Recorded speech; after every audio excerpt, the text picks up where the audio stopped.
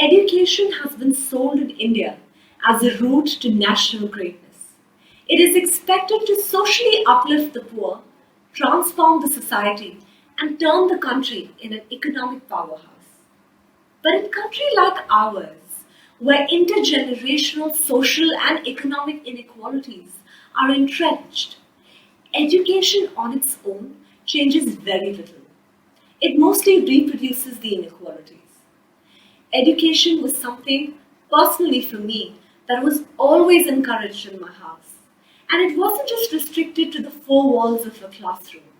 Due to my father's profession, I often got incredible opportunities to travel the country and learn from people of diverse cultures and faiths. However, I was fortunate, not everyone is. The Right to Education Act of 2009, celebrated as a revolutionary law because it gives children the legal right to elementary education, was unable to give an equal right to all children. The right to go to school is quite meaningless if the school the child has access to continues to disadvantage the child. A fundamental source of tension in the design of an education system, specifically in India, comes from the fact that historically education systems have served two very different purposes. First, they have sought to impart knowledge, skills, and shared concepts of identity and citizenship. We can broadly refer to these as the human development role of education. However, education systems have also served a second purpose, which is to assess and classify students on the basis of educational ability and achievement, and to select higher achieving students for higher education and occupations that aim to attract the most meritorious students. More fundamentally, though, improving implementability needs to be complemented with the recalibration of intent. India's education system continues to be centered on standardized and ambitious curriculum. Students grouped by age instead of learning levels and high stakes board examinations. The consequences is, as economist Karthik Muralidharan writes, a sorting system, not a human capital system. The central design challenge for the Indian education system is that it was designed for sorting and not for human development. Almost every structural weakness of the Indian education system can be explained by this framework. There are massive inequalities in the overall education system, which on the one hand routinely produces students who go on to achieve global excellence in their fields, while on the other also produces the world's largest number of primary school completing students who are not functionally literate and numerate at even a second or third grade level. A major reason for this is that the syllabus and textbooks have not changed from a time when a much smaller fraction of students were in the education system.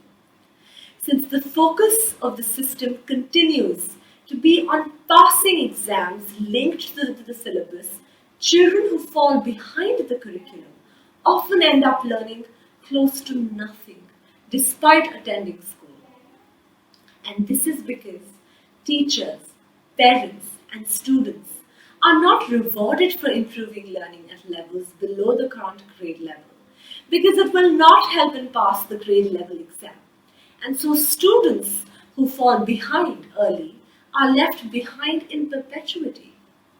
An obsessive focus on exams and marks has led to an education system characterized by rote learning to pass exams, often through cramming of past examination papers, as opposed to conceptual understanding that can be applied and used in practical situations. And that's where I believe an inclusive, multidisciplinary, liberal education comes in, dedicated to the free and open pursuit of knowledge for its own sake. A liberal education provides a multifaceted view of the world. It enables students to see beyond one perspective, encouraging them to understand others even if they don't agree. It instructs us to base our opinions on reason and not on emotion. In times of great division, where the world is becoming intolerant of each other's cultures and faiths, the capacity to see each other's viewpoints and the imperative to assess one's own becomes more and more important. A liberal education works for us, no matter what our political leanings are. We need it now more than ever. And it's not just the soft subjects like English and sociology that constitute a liberal education. People often talk about the STEM, science, technology, engineering, and math courses, as totally separate from liberal arts courses. They think of science as real in a way that anthropology or art history are not. But scientific phenomena are also subject to interpretation and debate, as they are observed and theories are created and tested. Even a cursory knowledge of evolutionary theory or the light as wave particle debate demonstrates that point. The hard sciences are ways of seeing the world and trying to understand how it works, just as much as psychology or political science do. A good liberal curriculum puts students in touch not just with ways of interpreting the world around us, but also with the fact that the world can be interpreted in the first place. Ultimately, it tries to help us understand our place in it and our relationships with each other. A multidisciplinary education forces students to see multiple viewpoints and continually challenge their own. It removes the comfort of assuming there are right answers to big questions, that civilization moves in a linear fashion, or that facts are facts no matter who looks at them. But it also introduces students to the pleasures of debate and the ever-expanding world of ideas. It opens doors, enabling the mind to go wherever it wants in the pursuit of knowledge and understanding. It bends towards openness instead of containment. Education should be multicultural in nature and focus on pertinent practical questions like how can we include more women in higher education?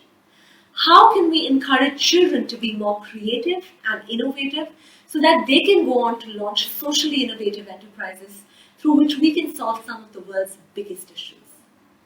To its credit, the new education policy recognizes the problems of public schools and poor student achievements. But the solution that it offers, such as school consolidation, creation of school complexes, and additional teacher training, addresses symptoms rather than the root cause of the problem. Deep down, it is the absence of any teacher accountability whatsoever that is behind the poor educational outcomes in public schools. The emptying phenomenon will not go away after consolidation and additional skills will not improve outcomes if teachers won't use those skills. Studies in the past decade have identified shocking weaknesses in the education governance in the country.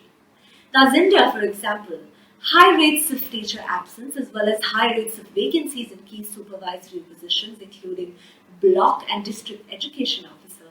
These officials are also transferred frequently, which makes effective governance very, very difficult. India's learning outcomes remain stubbornly low. Quality concerns around education are rarely viewed as a political priority. But these concerns cannot be ignored for much longer, especially in light of India's human capital crisis, reflected in the unemployment statistics. Furthermore, as 2030 Skills Scorecard by the Global Business Coalition for Education reinforces these concerns, that in 2030, India will have the highest number of secondary school graduates in South Asia, but nearly half of them will lack the skills to enter the job market. And until now, the band-aid response to such crisis has been to establish a Ministry of Skilling instead of more profound reforms in school education. Moving forward, I believe that India must extricate itself from this unstable equilibrium, and view education within a larger human capital framework. In the upcoming decade, India's education sector must focus on both scale and substance, addressing the learning problem at a system-wide level while also recalibrating the reason at all of the education system itself. Over the past few years, several states, including Haryana, Rajasthan, and Himachal Pradesh, have taken ownership to drive large-scale changes in how education is administered. And in many of these states, the starting point has been the integration of schools. Historically, government schools have emerged organically without a coherent strategy, sometimes serving just a handful of students, causing a large, unwieldy school network. The state's capacity to manage such a system, however, is limited with inadequate frontline administration, information gaps, and large vacancies among faculty. Optimizing for the number of schools should be complemented with interventions directed at infrastructure improvements, adequate staffing of teachers, school leaders, and frontline officials, and developing the capacity of these staff. Alongside is a strong focus on remediation to enable all students to achieve grade level competency. In terms of administration, programs across states appear to share some common elements: management information systems to improve review and monitoring, communications across all levels of government, leveraging technology such as video conferences and WhatsApp, and project management protocols at the state, district, and block levels. Traditionally, education systems around the world have followed a linear logic of prioritization, expanding schooling access, improving working to improve the quality of core academic subjects, and finally, focusing on cultivating the skills needed to thrive in this world. But there exists a 100-year gap between the educational attainment of those in developed versus developing countries. And at the same time, there is uncertainty about the skills required for a rapidly changing world. What are the outcomes we want schooling to generate? And are they adequate to produce the qualities for individuals to contribute meaningfully to society and the economy?